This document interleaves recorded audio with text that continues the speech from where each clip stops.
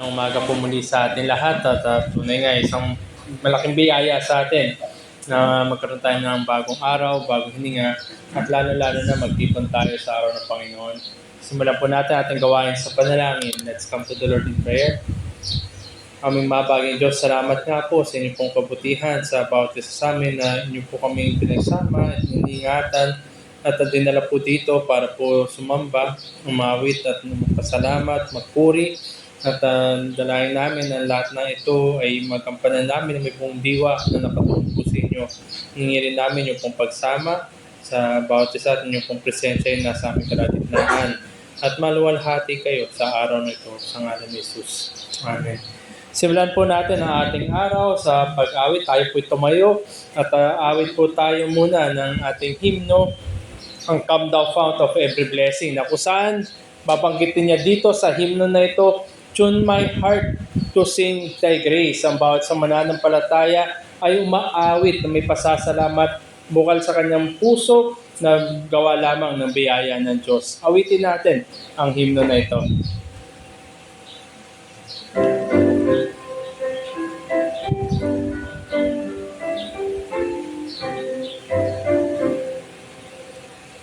Come thou fount of every blessing, tune my heart to sing thy grace. Mercy never ceasing, call for songs of loudest praise. Teach me some melodious song, and some my flaming tongues of love. Praise the mount and fix upon it, Mount of God's unchanging love. Here I raise my Ebenezer, neither by thy help I'm come, and I hope by thy good pleasure safely to arrive at home. Jesus taught me when I strayed here, running from the fold of God, He to rescue me from danger, interpose His precious blood. Oh, to raise a greater death, daily unconstrained to be. Let thy grace now like a fetter bind my wandering heart to thee. Oh, to honor, Lord, thy feeling, from to live the God I love. Here's my heart, Lord, take and seal it for thy courts above.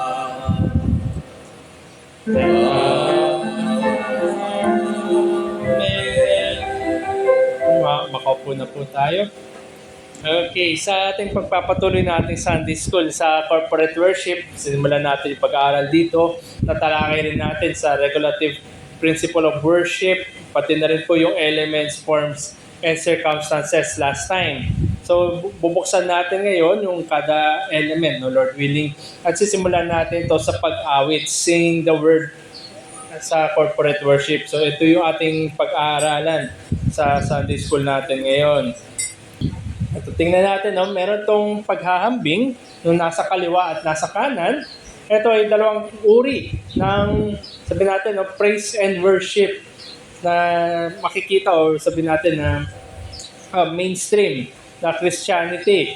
Pag sinabi natin, no, na praise and worship, most likely, ang nakikita o naalala ng mga tao ay yung mga nasa kaliwa. No? Yung makita natin na parang full-blown na performance yung dating. May tablado, may mga ilaw, at may mga performances. Sa kanan naman, ito yung masabi natin na mas conservative, na kung saan mga tao mismo, yung kongregasyon, sila yung umaawit ng mga himno para sa Diyos. So makita natin na may malaki yung pinagkaiba nung nasa kaliwa at nung nasa kanan. Pero parehas lang ito na worship kung tutusin. Parehas lamang na sila umaawit ng mga himno, umaawit ng mga spiritual songs, umaawit ng mga kanta at inaukol nila ito sa Panginoon. So malaki yung pinagkaiba, pero kung titingnan natin, yung pinaperform nila, yung element na singing of the word. Tingnan natin, no, mas laliman natin pag-unawa natin patungkol sa pag-awit ng salita ng Diyos. Sa Bagong Tipan, makita natin, lalo na sa Bagong Tipan, there is a clear directive, especially in the New Testament, that the gathered assembly of believers should sing praises and worship to the triune God. Kaya nga ito'y kasama sa element of worship, ang pag-awitan. Malinaw at ito nga utos, directive, na bawat mananampalataya, lalo na sa pagtitipon, sila ay dapat umawit ng mga kanta ng pagsamba at papuri sa Diyos. At hindi lamang yan, another aspect of singing the word is addressing. Nag-aawitan tayo, addressing one another and reminding the self, yung ating sarili din, to grow in the Word of God. Sapagkat ang laman ng mga himno na inaawit, ito yung mga salita ay mula o hango sa salita ng Diyos. Ito dalawang teksto ay makikita natin na kung saan ito yung clear directive para sa mga mananampalataya. Una yung sa Ephesians chapter 5 verses 18 to 20. Basahin ko po sa ESV, "And do not get drunk with wine, for what that is debauchery, but be filled with the Spirit, addressing one another in psalms and hymns and spiritual songs, singing and making melody to the Lord with your heart, giving thanks always and for everything to God the Father in the name of our Lord Jesus Christ." At i-corroborate ito na Colossians 3:16, "Let the word of Christ dwell in you richly, teaching and admonishing one another in all wisdom, singing psalms and hymns and spiritual songs with thankfulness in your hearts to God." So dito, sa dalawang teksto na ito, makikita natin, nandun yung utos kung tutusin. At ginagawa na kusa at bukal sa loob ng mga mananampalataya ang pag-aawitan. Sabi nga doon sa unang teksto, addressing one another in psalms and hymns and spiritual songs, singing and making melody to the Lord with your heart. So gamit yung ating puso, tayo ay umaawit para sa Diyos. At sabi nga doon sa pangalawang teksto, in Colossians 3:16, admonishing one another. So nandun yung pagpapalalahanan sa bawat isa, ukol o sa pamamagitan ng ating mga inaawit. Ang punto dito ay makita natin ang mga tinipon, the gathered assembly of believers, they must regularly sing. Sila ay dapat umaawit regularly, paratian. Sila ay umaawit, lalo na sa pagtitipon. Ngunit ang tanong dito sa atin, kung sila ay paratiang mag-aawit, ano yung kanilang aawitin? Ang kanilang awitin ay psalms and other God-glorifying materials. Gaya nga na nabanggit sa dalawang teksto na ito, addressing one another, singing psalms and hymns and spiritual songs. So nandun yung mga psalm, mga salmo, mga awit, and other God-glorifying materials. Pero ukol sa mga awit, no, lalo na, ito ang pinag-aaralan natin, ay yung singing the word. Dapat natin talakayin ang awitin ba ay yung mga traditional hymns or contemporary Christian music, yung mga makabago ba o yung mga lumang mga himno. Sa pagtalakay dyan, banggitin ko po yung sinabi ni Albert Mohler sa isa sa kanyang articles patungkol sa importansya ng mga himno. Sabi ni Albert Mohler, "Though most evangelicals mention the preaching of the word as a necessary or customary part of worship, the prevailing model of worship in evangelical churches is increasingly defined by music, along with innovations such as drama and video presentations. When preaching the word retreats, a host of entertaining innovations will take its place." Sa madaling salita, sa kaalaman or kapag sinabi, no, pag tinukoy ang evangelical church or the evangelical worship, ang nasa isip ng mga tao ngayon ay yung awitan, yung pagkanta, hindi na yung pangangaral na salita ng Diyos. Kung kaya't yung red text, sabi niya, when preaching of the word retreats, kung nawala or umurong yung pangangaral na salita ng Diyos, ang mangyayari dito ay entertainment.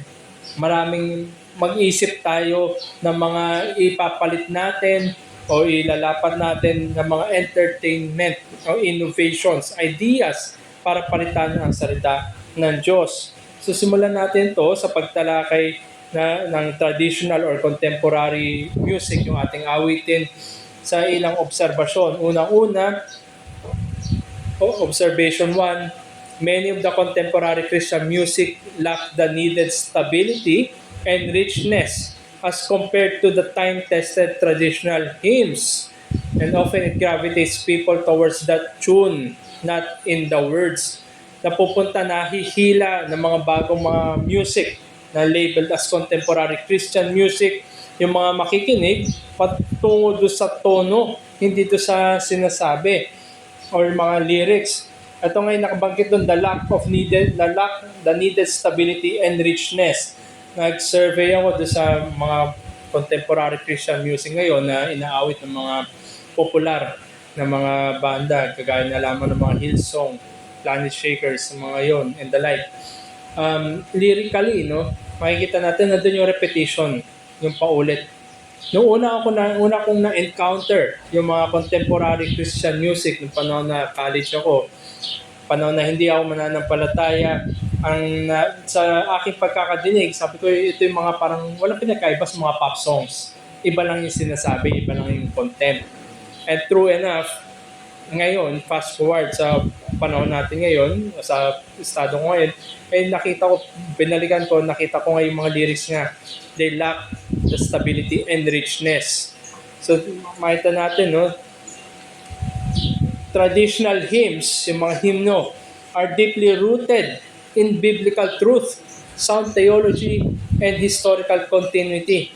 Sabi nga ni Albert Mohler, acting as an antidote to anemic thin theology of mainstream praise and worship. Anemic daw. Sabi pag sinabi, no, halimbawa sinabi anemic ka, namumutla, no, kulang ng pula. Yung dugo mo, namumutla ka. So, ganun yung contemporary Christian music. Sila ay namumutla patungkol sa yaman na salita ng Diyos. At hindi lamang yan, traditional hymns provide weighty doctrinal content, strengthen corporate worship, and help believers confess the essential truths of the Christian faith. Sapagkat ang lyrics ng mga traditional hymn ay nakaugat sa salita ng Diyos, so sa ating pag-aawitan, napapalalahanan natin ang bawat isa, pati yung ating sarili, patungkol sa sinasabi na salita ng Diyos. So ganun kayaman ang traditional hymns. At sabi nga ng ginagamit natin, yung primary na material natin sa mga hymno natin, ang Trinity Hymnal, yung Baptist Edition, sa kanya preface, paragraph 1, nabanggit niya dito, ito yung hymnal, presented with prayer that it may supply a recognized need for a truly ecumenical hymnal, theocentric in orientation, biblical in content, and containing suitable hymns just for every proper occasion of public and private worship of God. So binanggit niya dito, no, presented with prayer to supply a recognized need. Nandoon. Alam nila, napansin nila, nung panahon nila, nung ginawa ito, nung kinulate itong hymnal na ito, ay totoo na, nandun na yung recognized need, pangangailangan. At ganun rin sa panahon natin ngayon, lalo pa ngayon. Kailangan natin ng mga awitin na mayaman sa salita ng Diyos. Nang sa ganun ay hindi tayo malihis, hindi tayo malayo, at hindi tayo matuon sa tugtugan, sa tune, sa melody, kundi ay matuon ang ating kaisipan sa sinasabi, sa lyrics ng hymn. At hindi lamang yan, ang mga traditional hymns, sinabi dito, containing suitable hymns, sa last part, containing suitable hymns for every proper occasion. Tandaan natin, malawak ang spectrum, no? Marami yung events sa buhay ng mananampalataya. May mga panahon para magkaroon ng kagalakan, may panahon para magkaroon ng kapighatian, at lahat ng yan, everything in between, merong suitable hymn na sinulat, binigay sa atin upang awitin, palalahanan tayo at alalayan tayo upang i-uplift yung ating spirito at maitun tayo pabalik sa ating dakilang Diyos. So ito yung sinabi sa preface ng hymnal na ito. Kaya na pinapakita dito muli yung yaman na traditional hymns over contemporary. At ikalawa na obserbasyon, dito sa ating konteksto, no, ilapit natin sa ating gawain dito sa Kapalaran. Changes for the better have been made in Kapalaran Outreach Liturgy, especially in the area of singing the word. So patungkol din pa rin, we make as much as possible na binago natin yung liturgy, lalo-lalo na yung pag-awitan natin, yung singing the word, in the area of singing the word, na sa ganun ay ma-align tayo sa yaman ng salita ng Diyos. Ano yung mga pagbabago na ginawa natin dito sa ating gawain dito sa Kapalaran? What hymns to sing? Ano yung mga hymno nating awitin? Where to get those hymns? And how to sing those hymns? Dito na makikita natin merong hierarchy. Sa nabanggit ko yung primary material na ginamit natin, we made a switch. Na inuna natin yung Trinity Hymnal, Baptist Edition. Then marami pa tayo ibang ginagamit. Pero nandun yung hierarchy ng hymnals. English and Tagalog hymns. At pinresent natin to at in-enforce natin to as much as possible para ma-tune in tayo, mapalalahanan tayo parate. And in terms of priorities, substance should be highly upheld and necessitates knowledge, not assumptions. Nandun, no, binabalik natin na primary sa every na kada awit nating awitin, kada hymno nating awitin, ang priority dyan ay yung substance, yung lyrics, yung sinasabi. Pero hindi natin sinasantabi yung tune, yung style. So in terms of preferences, yung style o yung melody necessitates the use of wisdom or discernment, not mere preference. May mga hymno na inaawit sa iba-ibang tono. May mga hymno na sabi natin, no, parang pag pinatugtog, ibang hymno yung nasa isip natin, pero ibang hymno yung naka-display. So yun yung beauty din ng mga traditional hymns. Pwede silang awitin sa ibang tune, sa ibang key, sa ibang melody. Ang ginagamit natin, kung saan ano yung sabi natin nakagisnan, o di kaya sabi natin ano yung traditional na tono para mapalalahanan tayo, ma-orient tayo doon sa original na tono ng hymno. So muli, no, in terms of priorities, yung substance, yung lyrics. In terms of preferences, yung tune or style, yung melody, ginagamit rin natin para at least maka-awit tayo na naayon doon sa original na tono niyan ng mga hymno. So musically, the tune should fit the meaning of the lyrics. Kailangan naakma yung tono doon sa lyrics ng hymno. So sabi muli, balikan natin yung hymnal, Baptist Edition, paragraph 4. Sabi niya dito, or tanong bakit kailangan na changes? Sabi ng Baptist Hymnal, paragraph 4, in more than one communion where the preaching has departed from biblical truth, the remnant of sound theology contained in favorite hymns has prevented the spiritual life of the church from becoming entirely blighted. So bakit kailangan natin ng mga pagbabago? Sapagkat nagbabago ang panahon. Nagbabago din yung mga sabi natin nakagagawian ng mga pagpupulong, ng mga churches, ng mga outreach, nagkakaroon din ng pagbabago. But meron tayong safeguard. Yung mga hymno ay tumutulong sa atin para maiwasan o di ka papagalin yung decline sa pamamagitan ng pagpapaalala sa atin ng salita ng Diyos. Sabi nga dito favorite hymns has prevented the spiritual life of the church from becoming entirely blighted. Meron mga iglesia sa kasaysayan na nalihis mula sa kanilang pinaninindigan ng mga katotohanan. Ngunit ang kanilang inaawit ay mga traditional hymns. At yun ay kinasangkapan upang sila'y manumbalik sa sound theology sa pamamagitan ng mga hymno. Pinapalalahanan sila muli na hindi kung sila'y nagbago ng pananampalataya na hindi ito hinahawakan natin.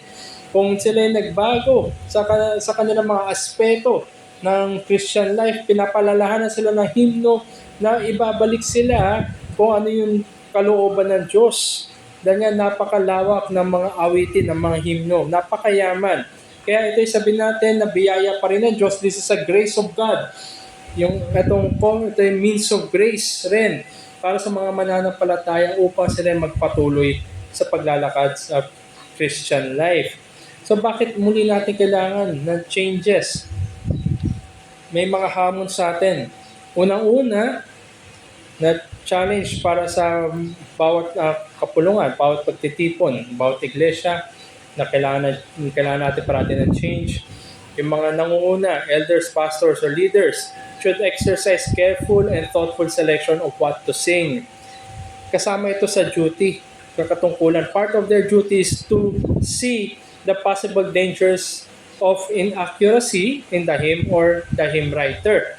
Nandun sila dapat parang mag-safeguard. Nandun sila bilang bantay para ingatan yung inaawit. Tandaan natin na influensyahan tayo at yung mga kasama natin sa mga inaawit natin ng mga himno. Kung meron tayong mga alanganin na theology o alanganin na lyrics, baka mamaya ma-absorb natin yan, lalo na inuulit natin yung mga pag-aawitan. So nandoon bilang duty ng mga nangunguna sa atin na bantayan. Nasa ganun, ang nafe-feed sa atin ay yung mga tama at naangkop sa salita ng Diyos. Pangalawa, kailangan i-analyze ng mga nangunguna sa atin yung lyrics. I-appreciate natin lyrics yan, tula yan na may tunog. Nandun, i-appreciate pa rin natin yung biyaya ng Diyos, pero more so we analyze the lyrics. And use theological discernment in picking hymns for their substance, not by their tune nor their melody. Minsan kasi may mga pumipili na mga kakantahin. Ang kanilang basehan ay yung tono, ang kanilang basehan ay yung melody. Pero dapat ibalik rin natin. Piliin natin base sa mga katotohanan na sinasabi ng himno, hindi yung tono ng mga himno. Parang halimbawa, ito isang sabi natin common na sakit ng mga tao. Hindi naman sakit, kundi sabi natin shortcoming. Maraming mga awitan or awit na pinapatunog sa radyo, may mga sumisikat. Catchy kasi sa mga tunog. Pero kung ina-analyze natin yung sinasabi, masama. Pero sumisikat dahil sa tono, sa tunog. Magkaroon tayo ng masariwa, ma-renew yung mind natin. Unahin natin i-analyze yung kanta, hindi dahil sa tono, kundi dahil sa kanyang sinasabi. Parang parang pagkain lang. Titingnan muna natin, di ba? Isipin natin muna bago natin kainin, hindi yung kain tayo ng kain. So titingnan muna natin. Ganun din sa awitan. Kahit nga sa mga hymns na ating awitin. Ikalawa, na challenge para sa atin kung bakit kailangan ng pagbabago, we must put the congregation back to congregational singing. Ito rin yung isa sa lacking. Lalo na, wag na tayo lumayo kung dito sa gawain natin dito. As we aim to rely, not to rely on the externals. Diba? Meron tayong accompaniment. Meron tayong napoproject, yung mga lyrics sa screen. Pero sana, gampanan natin yung ating tungkulin to sing to the praise of God. Tayo umawit. Kung kaya meron tayong congregational singing. Kailangan ng kongregasyon at kailangan sila ay umaawit. Hindi tayo dapat masyadong nagre-rely doon sa accompaniment. Lalo na kung may vocals yung accompaniment, hindi tayo nagre-rely doon. Guide lamang yon yung mga accompaniment na yan. Yun ay mga circumstances lang. Pero yung forms tayo dapat yung gumagawa. Tayo yung forms para magampanan natin yung element of singing. So let the congregational dimension of corporate worship shape the heart and the mind of the people. Tayo ay umawit. Tandaan natin, sabi nga doon sa teksto kanina doon sa Ephesians 5 at Colossians 3, mag-awitan kayo. Hindi yung makinig sa pinapatugtog, kundi mag-awitan tayo. At muli sabi nga ni Al Mohler, the only way that works is if the congregation knows who is part of the congregation and who is not. Kung ikaw ay nandun sa kapulungan, umawit ka. Kung nakita mo yung kabutihan ng Diyos sa mga nagdaang araw para sa iyo, umawit ka ng papuri sa Diyos. Lahat tayo ay dapat ngayon umaawit sapagkat ang Diyos ay mabuti sa atin. At lalo na po ikay mananampalataya at tugon mo'y pasasalamat at papuri. Ikaw ay umawit. Okay lang naman kung sabi natin hindi kagandahan ang boses natin. Hindi naman yun yung tinitignan. Ang sabi nga, we sing graces from our hearts to the Lord. Tayo ay umawit sapagkat ang Diyos ang tumatanggap ng ating pag-awitan. Hindi tayo umaawit to impress yung kapatiran. So ito, no, tandaan natin parati, let us put the congregation back to congregational singing. So couple of lessons kung bakit natin na talakay, no? Bakit natin tinatalakay yung traditional at contemporary, sa kung bakit kailangan ng pagbabago. Couple of lessons sa atin. So choose songs that complement the theme of the whole worship service. Ito yung sinikap natin, kasama ito sa pagbabago ng liturgy natin. Singing truths, especially related to each part of worship service, makes an imprint into the hearts of the congregation. Sapagkat nga napagtatagpi-tagpi, one thing leads to another. Mahirap naman kung hindi organized. Sabihin natin, no? Kunwari, ang hymno natin, He is coming again, yung pagbabalik muli ng ating Panginoon. Pero yung pangangaral, hindi naman related doon sa pagbabalik ng Panginoon. So parang yes, maganda yan, hymno yan, maganda naman yung pangangaral ng salita ng Diyos, pero sikapin natin na magkakatema sila para may maiwan sa atin at ma-imprint sa atin, maihanda rin tayo kung i-expect natin. Then also, digest the biblical truths in the hymns to stir joy in the heart without falling into emotionalism. Namnamin natin, habang inaawit natin yung mga hymno, habang nakikita natin sa screen yung lyrics ng mga hymno, ito i-digest natin, mga katotohanan yan. Pero naway, hindi tayo mauwi sa tatawag ng emotionalism, yung overly nangyayari na drive tayo na emotions natin. So nandun, no? We choose songs that complement the theme of the whole worship service. Namnamin natin, awitin natin, at magkaroon tayo ng, sabi natin, gamitin natin yung kaisipan natin, yung ating faculty ng mind as we sing the hymns. Ikalawa, let the congregation sing old and new hymns. Bagamat tinalakay ko kanina, pinakita ko yung sabi natin, yung shortcomings ng mga bago. Pero hindi natin nililimitahan sa pag-awit yung kongregasyon na ang awitin lang yung mga luma. Marami pa rin ng mga bagong hymno, mga bagong kanta, mga bagong awit na sabi natin deeply rooted din. Mayaman din sa biblical truth. Sound pa rin yung kanyang theology. At makita rin natin kung paano kumikilos ang kamay ng Diyos sa kasaysayan ng sangkatauhan na binagkakalooban niya ng biyaya, ng talino, ng galing ang mga tao kahit sa panahon natin ngayon upang makagawa ng mga bagong kanta, bagong awitin na maaari nating awitin. Halimbawa na lang, di ba, kung pamilyar tayo sa In Christ Alone, ito ay makabago, hindi ito 1600s, hindi ito 1700s, hindi ito 1800s, 2000s yan. So medyo bago-bago yan. So yan ay ginamit ng Diyos, kinasangkapan ng Diyos ang mga manunulat para sila makagawa ng bagong music nang sa ganun ay maggamit ng mga mananampalataya. So there are songs that stood the test of time for good reason. Halimbawa na lamang Amazing Grace. Ang tagal na niyan. For good reason. Pero wag natin i-disregard yung new songs due to their novelty. Hindi dahil bago ay masama. Hindi ganon. Kundi maging tayong masusi sa paggamit ng ating mga kaisipan. Tingnan natin yung sinasabi ng mga awit. See the hand of God in gifting different eras the theologically sound songs to sing. Hindi po natapos yung paggawa o pagbibiyaya ng Diyos nung panahon dati. Patuloy pa rin yan.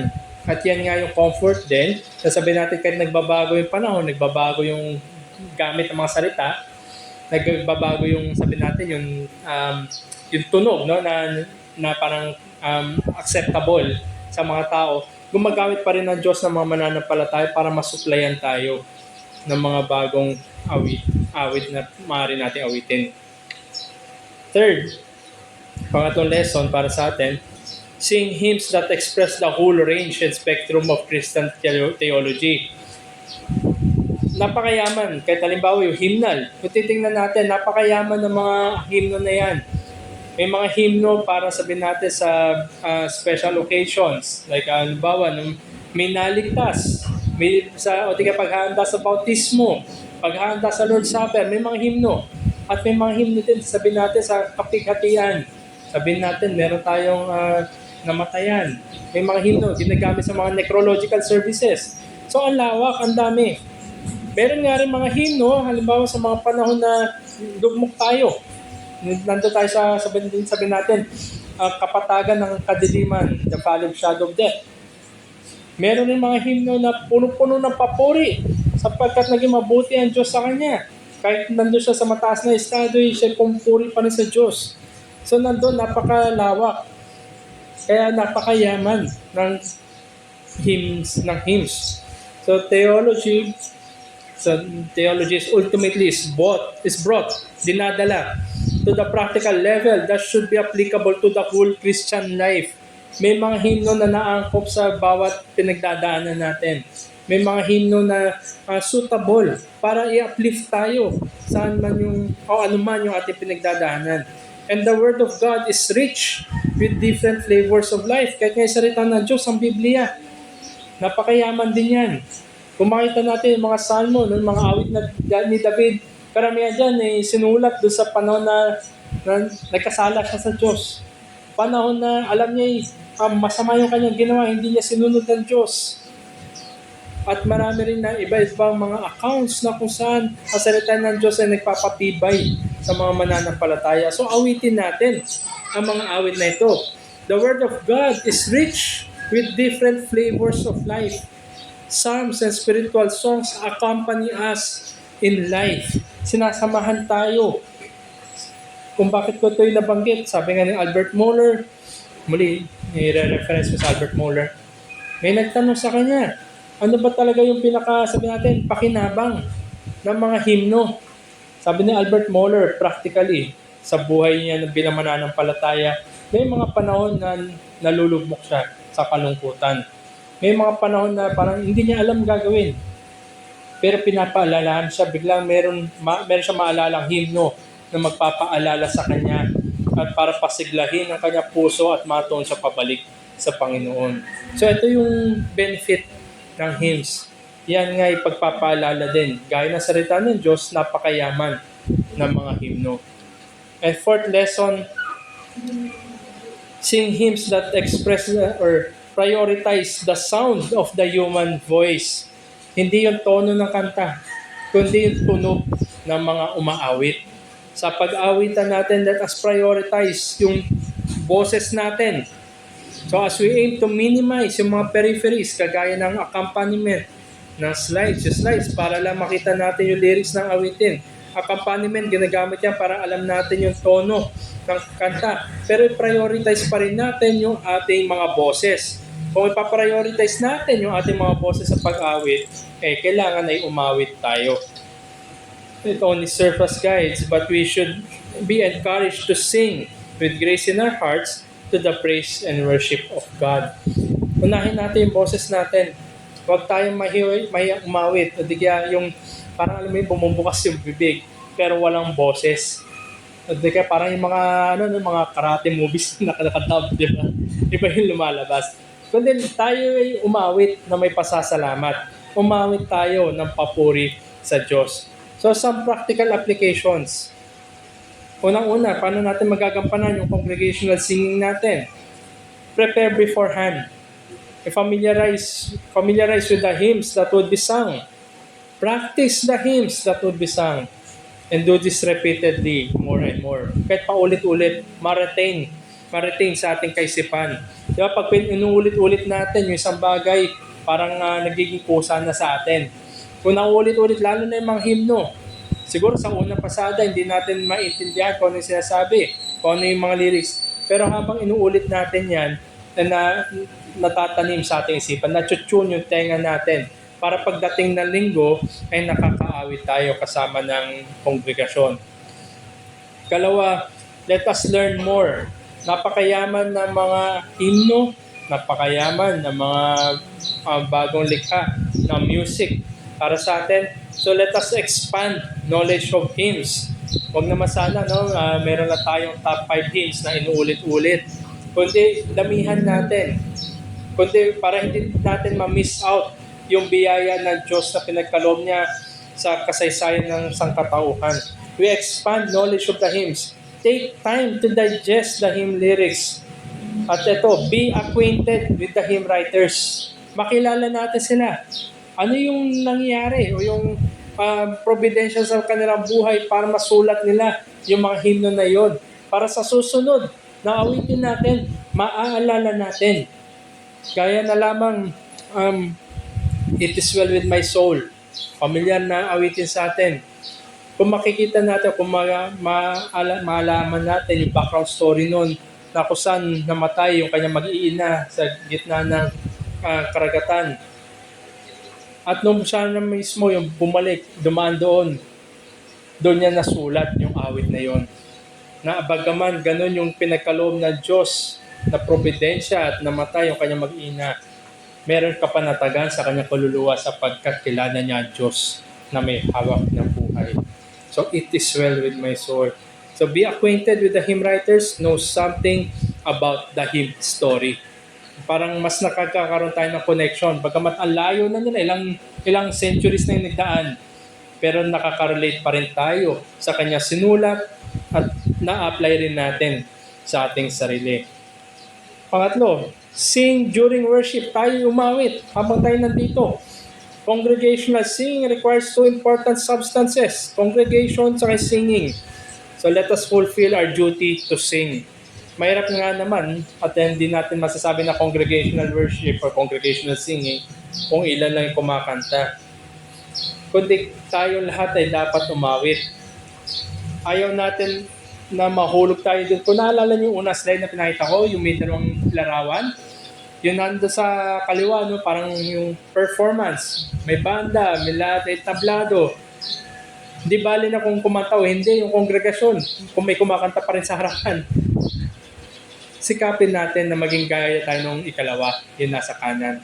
Na ang bawat isa, bagaman hindi man perfecto, yung kanilang sabi natin, no, yung arrangement, yung mga boses nila, iba-iba yung kanilang boses. Yung mga iba ay humarap sa hamon sa pagkanta. Pero ganun pa man, yun ay nakakaluwalhati sa Diyos. So let us sing as a congregation. Yeah, so ito yung tatlong way paano tayo maghanda. Paano tayo, sabi natin, familiarize sa ating sarili, damihan natin yung mga hymno na alam natin. At yung pinaka-application niyan ay pagdating sa araw ng linggo, tayo ay umawit na magkakasama, umawit ng papuri at pasasalamat para sa Panginoon. So bago ako magtapos, no, magbibigay ako dito, dahil nandito na tayo sa ating lesson ng Singing the Word of God, some recommended channels para sa atin. Sa Tagalog hymns, yung makita natin sa kaliwa, ito yung kay Pastor Romy. Yung Trinity RBC, ito yung mga hymns din. Magaganda na para ma-acquainted tayo sa iba-ibang mga traditional hymns. So nandun na Tagalog saka English. Yan. Sa YouTube channel ito, pwede natin bisitahin yan, i-search natin. Tapos pwede tayong mag-subscribe para kung nag-publish sila ng bago, manonotify tayo. At recommended links din. So ito yung mga pinagkukunan ng mga accompaniment. Ito rin yung sabi natin, pag may ginagawa tayo, sabi natin gawaing bahay, pwede tayo magpatugtog sa background. Lalo na yung Hymns of Faith sa baba, long play yan, mahaba yan. So halimbawa, naglalaba tayo, o sabi natin, magluluto, ganyan. Pwede natin i-play. Kahit passively napapakinggan natin, paulit-ulit, lalo tayo na nakaka-relate, naalala, saka nadadagdagan yung kaalaman natin. Minsan nga, no, kahit sabi natin naglalaba ka, diba, minsan may iba yung iba yung may bumabaghabag siguro sa loob mo. Pero pag may napapakinggan natin, napapalalanan tayo ng salita ng Diyos. So, yan, no. Ito, 1 hour hymnal songs. So, 1 oras yan. So, siguro pag nagsayang tayo, luto na. Ano yan, okay. Ano na, natapos natin yung mga yung mga hymns na yan. So, yun muli yung aking references na ginamit. Yung corporate worship, yung maliit na libro na dala ko last time. Yung hymnal, Trinity Hymnal, si Albert Mohler. Yung kanyang article sa kanyang mga daily podcast niya. Okay, dito po ako magtatapos. Meron po bang mga katanungan patungkol sa pag-awit ng salita ng Diyos? Ito yung element, yung unang element natin tatalakayin. Lord willing, madaanan natin yung papang elements of worship. Inuna ko muna yung singing the word at alalahanin natin, no? Yung nabanggit ko kanina, let us put the congregation back in congregational singing. Isa ito sa area na challenge tayo realistically. Hindi ito, sabihin natin, ito ay pag-encourage, hindi ito admonition, but an encouragement sa atin para umawit.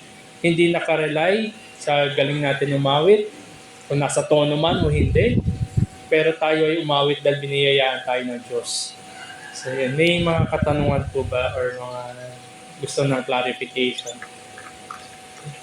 Kahit wala sa tono. Kahit wala sa tono, syempre as we aim na nasa tono. Pero kung ganun talaga, kung wala sa tono, ang Diyos pa rin naman ang unat audience niyan. Coming from the heart. From the heart. Yung wala sa tono, teka parang aray. Pero dahil nga biniyayaan tayo, yung tugon natin, papuri. Yung iba kasi nahihiya. Na iba nahiya, di ba? Dahil hindi na sila sanay. Pero huwag tayo mahiya, ay sa mananampalataya siya umaawit. Pag may comfort dyan, pagdating sa kalangitan, for sure lahat nasa tono na. Yun yung comfort dyan. Okay. Pero huwag natin hintayin na mapunta doon. No? I mean, ngayon pa lang, kung sinasabi natin, ang kasalukuyang buhay na ito'y, lalo na sa pagtitipon ng mga mananampalataya, ay patikim ng kalangitan. So therefore, tayo ay umawit. Ano man yung imperfections na meron dito, kasama sa buhay yun umawit pa rin tayo. Nandun pa rin naman yung duty natin. Hindi nawawala yung duty o ano man yung imperfection na meron. Ngayon po. At ulitin ko lang, no? Hindi po natin hindi natin sinasabi na traditional lang yung kantahin natin. Meron, kundi maging masuri rin tayo sa mga bago. Pwede rin tayong kumanta ng contemporary Christian music as long as yung lyrics nun ay sound. Ibig sabihin, tama na akma sa salita ng Diyos. Diba? Sino mag-a-approve? Ay mga nangunguna. Kung may mga pastor, ayan, mga pastor. Paparecommend. Lalo na kasi may mga ibang may mga ibang iglesia, lalo na mga ibang pastor, na medyo sila, parang allergic. Sa contemporary. Hindi naman dapat maging ganun. Tandaan natin, ang pagbibiyaya at pagkilos ng kamay ng Diyos ay hindi natatapos doon sa panahon na yun. Yan ay nagpapatuloy. Nagbibigay ng comfort, di ba comforting nga. May patuloy pa rin. Halimbawa, Getty Music. Sige, ang pangalan? Keith. Yung Getty, mag-asawa, yung pamilya, actually pamilya yon. Buhay pa yun. Hanggang ngayon, nasa 40s pa lang sila naman Biniyayaan sila ng Diyos, hindi lamang sa pagtugtog, kundi pati rin sa pagkanta. So, ma-appreciate natin, kasabayan natin. So, hindi natatapos yung biyaya ng Diyos. Doon sa unang parang nagpapatuloy. Don Moen. Si Don Moen, alam mo, may mga magaganda siyang kanta Pero medyo alanganin lang ako sa... Kasi pero, parang branded siya as pero meron. Sa dami, wala sa dami din. May mga magagandang awit naman si Don Moen. Saka for sure, ginamit rin siya, lalo na 90s, di ba? Ginamit siya ng Diyos para maging kasangkapan na madala, mailapit. Diba? Yan ang question ba? Sige po, may mga Ay, sige. Ano po ako, for example, problematic yung composer, pero yung music naman yung kanta. Maganda. Accurate naman po, bibigyan ako. Kasi yung song United, medyo pero yung mga kanta nila, parang nasa Bible naman. Okay. Chape. Tama, maganda yung pinahilat na banggit ko rin kanina, na maging discerning, hindi lang doon sa hymn, pati doon sa hymn writer. Talaga. Actually, doon sa Trinity Hymnal, yung ginagamit, di ba? Ano yun dumaan yung sabihin natin, may committee na nagsuri ng mga hymns kaya na-compile. Tinasok pa rin nila. Kahit yung ibang hymn writer doon, na later part of their life, naging Unitarian. Doctrinally. Pero yung hindi na natanggal, But not morally, ha? Walang morally. Doctrinally. Pero yung Pag morally. naiwan pa rin yung mga hymno no time na sabihin natin sound pa sila, hindi yung tinanggal. Dahil yung fact of the matter pa rin, yung mga lyrics ng mga hymns na kanila sinulat, sound theological truth pa rin. Yung mabigat, Brad, talagang nawala sa pananampalataya. Nawala sa pananampalataya. Morally na involved. Morally, tapos, ang hindi papasok doon, I mean yung hindi natin dapat tangkilikin, yung lyrics, priority natin yung lyrics. Sabi natin, kahit ano man yung part ng buhay niya na nasulat yun, during the time, maayos yung theology niya yung nasulat niya, kaya pumasok doon sa hymnal, pumasok doon sa test. Pero yung later part ng buhay niya, hindi naman natin kontrolado yun. Nagbago man siya ng pagkiling, hindi naman nun ninegate yung time na yung sinulat niya at the time. Halimbawa rin, gamitin ko yung It is well with my soul, nabanggit ko kanina. Later part ng buhay niya nagkaroon ng medyo may mga espoused belief na alanganin. Pero hindi nun tinanggal, hindi nun nullify yung It is well with my soul. Ayan. Pero pa rin, mag-ingat pa rin. Nandun yung pag-ingat. Sige po, Yung ginagawa natin na may accompany na voice. Of course, hindi dapat mawala. Okay, dinamit ko lang, no? Yung mga circumstances, yung elements, yung singing the word, forms, ito, nandito tayo sa congregational singing. Yung circumstances, yung meron tayo accompaniment sa yung slides. Yung accompaniment, ito mga to, guide lang yan. Eventually, dapat, no, pag nasasanay tayo, mawawala. Babawasan unti-unti. Para ang umusbong dyan yung human voice. Dapat makapag-awitan tayo. Ino-orient lang naman natin yung isa't isa. Patuloy lang, ang tawag dito, na paulit hanggang masanay tayo. Para pag ready na tayong umawit na kahit walang accompaniment, nandun pa rin yung awit, kaya pa rin natin awitin. Ayan. Siyempre mahirap yun sa mga bagong himno. Mahirap gawin yun. Kaya sa umpisa kailangan na alalay. Itong mga guide na ito, parang nabanggit ko sa mga nagbibisikleta, diba? Yung iba, una may training wheels. Ayan. Pero eventually, hindi ka naman hanggang sa pagtanda mo, naka-training wheels pa rin. Hindi naman gano'n. Ayan. Mga secular music, nilagyan niya ang lyrics na Magaganda. Pero sikat sila. Sikat sila sa secular. Okay. Isa-isa ko, no? Nasa secular music na tayo. May mga secular music minsan na ginagamitan. Nag-insert, di ba? Ng mga sabi natin, parts and parcels ng mga Christian songs. Lalo na mga Pilipino mahilig mag-mash up, di ba? Mga ganon. Ako medyo ako dun personally, no? Medyo, parang nandun ako sa duda part. Bagaman maganda yung tono, pero baka mamaya ano yung sinasabi niya, tapos biglang papasok yung, lalo na yung Amazing Grace. Nakailang ulit na ginamit yan sa pag-audition sa mga American Idol, mga ganon. Tapos may mga narinig rin ako mga mashup version yan, secular songs, tapos biglang may Amazing Grace. Hindi ko marirecommend yung mga bagay na ganun. Sa secular music naman, yung full na secular, no? Sabihin natin na Lagyan ng magandang lyrics. Doctrinally sound. Doctrinally sound, bagamat walang acknowledgement ng Christian faith. Sa kasi, sa yung purely yung secular music, nasa rin pa rin naman ang common grace yan. As long as hindi blasphemous, hindi nakaka-detriment, lalo na, halimbawa na, Parang you needed me, yung mga... Oo, di ba? You needed me. Yan, may mga ano naman yan. Mga sound na translation. Kahit minsan nga, mga ibang awit ng Linkin Park, meron din. Ah, as long as yung kanta hindi siya detrimental sa morality. Pwede, kasi yung melody lang kinuha. Ano siya, maging mapanuri pa rin tayo, ingatan rin natin. Kasi parang pagkain rin yan na itadigest natin.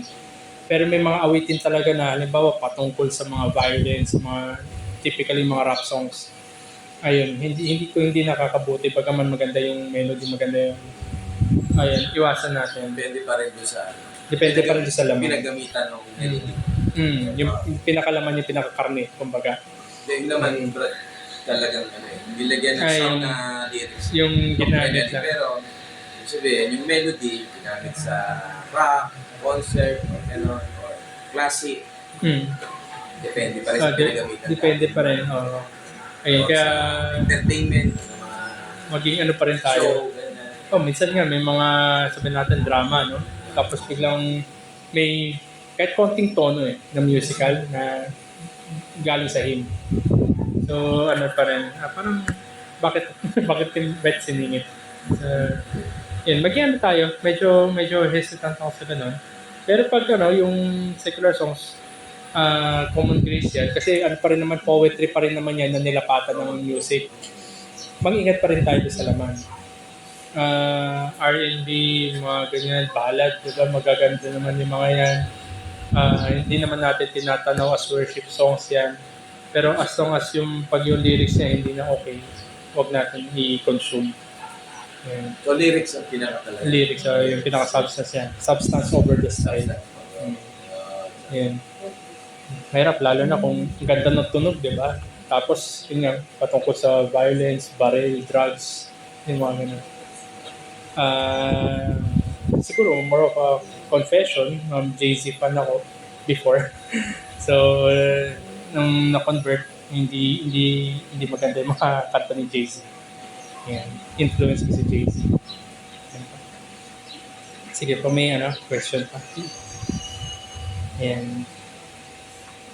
Sige po, kung wala na, no? So, encourage ko na lang ang bawat isa sa atin na umawit, lalo na pag tayo'y aawit ng mga hymno. So let us sing praises and thanks to the Lord. Gamitin natin kung ano man yung pinagkaloob sa atin. Ano man yung boses, ano man yung uri ng style ng pagkanta. Pero gamitin natin to umawit para sa Diyos. At lalo na kung ikay mananampalataya, kung ikay niligtas ng Diyos, nag-umapaw ka dapat sa pasasalamat, papuri sa Kanya, awitan natin ating Panginoon. Magtapos po tayo sa panalangin. Aming Diyos, muli salamat sa inyo pong pinagkaloob. Tunay nga, biyaya ninyo ang mga awitin. Biyaya rin po ninyo na ginamit nyo ang mga tao na inyo pong kinahabagan para makapagsulat ng mga himno, ng mga kahit po contemporary Christian music na maaari naming awitin. At tulungan nyo rin kami sa pamamagitan ng Ministeryo ng Banal na Espiritu upang maging discerning sa mga awitin namin. Ayun, lalo pa kami maugat sa inyo pong salita at makita namin ang mga inaawit namin na tunay ngayon nagbibigay ng kaluwalhatian sa inyo. At rin ay pagpapaalala sa bawat isa at sa aming sarili mismo na ang inyong pong salita ay tunay nga na pinapangaral, inaawit at tinataas sa inyo. Nawa Panginoon na aming pag-awitan pa sa mga susunod ay maging katanggap-tanggap at awitin namin to ng bukal sa aming puso sapagkat kayo nga mapagpiyayang Diyos. Ito po aming dalangin sa ngalan ni Jesus. Amen.